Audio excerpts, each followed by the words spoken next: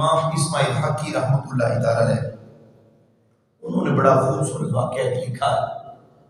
اب توجہ کیجیے گا کہ کعبے تو سارے جاتے ہیں، لیکن کعبے والے کو دیکھنے کے لیے کوئی کوئی جاتا ہے۔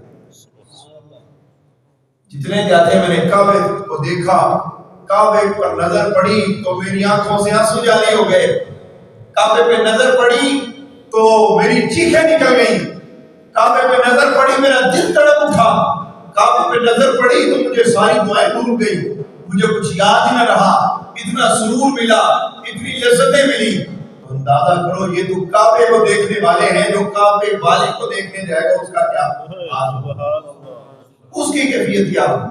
وہی واقعہ حضرت امام اسماعیل حقی رحمۃ اللہ تعالی نے اپنی تفسیر روح البیان میں لکھا۔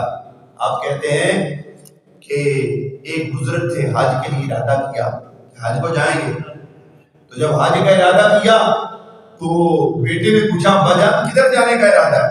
حج کرنے جا رہا ہوں، بیت اللہ کی زیارت کے لیے جا رہا ہوں۔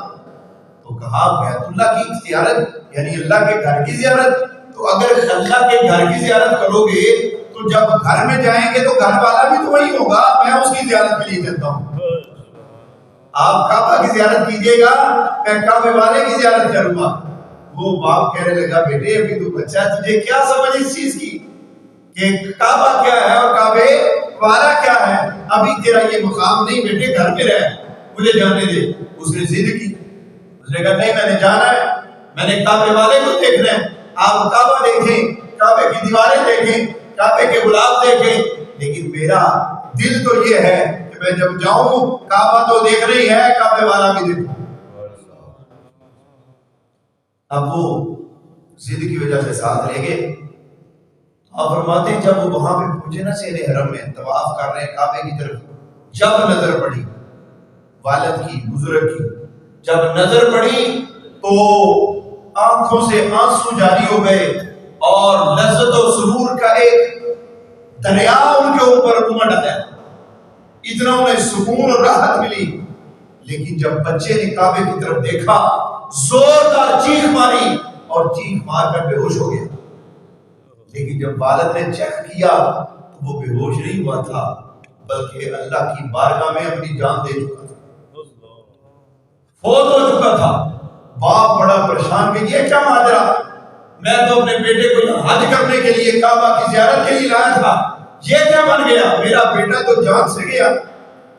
یہ بات جب دل میں سوچ رہا ہے کہ اب میں کیا کروں، تو غیب سے ندا آئی کہ پریشان نہ ہو، تم کعبے کو دیکھنے آئے تھے، تم نے کعبے کو دیکھا، سکون حاصل کر لیا، یہ کعبے کو نہیں دیکھنے آیا تھا، یہ کعبے والے کو دیکھنے آیا تھا، یہ وہاں گیا ہے۔ یہ کعبے والے کو دیکھنے گیا، تھوڑی دیر ہوئی تو اس کا وہ جو لاشا تھا نا، میت تھی، وہ بھی غائب ہو گئی۔ باپ مزید پریشان ہو گیا کہ پہلے تو چلو ٹھیک تھا معاملہ کہ اللہ کی زیارت کے لیے، کعبے والے کی زیارت کے لیے وہ معاملہ ہوا تو ٹھیک ہے، تو کسی کو بتانے والا تو بنوں گا کہ اس طرح اس کی ڈیتھ ہو گئی، اس طرح فوت ہو گیا، لیکن اب تو میت بھی غائب ہو گئی، اب کیا کروں؟ تو غیب سے پھر ندا آئی، کہا تم کیا سمجھتے ہو کہ یہ آسمانوں پہ ہے، یہ زمین کی کسی تہ میں ہے؟ یاد رکھو یہ نہ زمین میں ہے نہ آسمانوں کے کسی گوشے میں ہے، یہ وہاں پہ ہے جہاں اللہ تعالیٰ کی ذات کا ٹھکانہ ہے۔ وہ رب کو دیکھتا ہے اور رب اسے دیکھتا ہے۔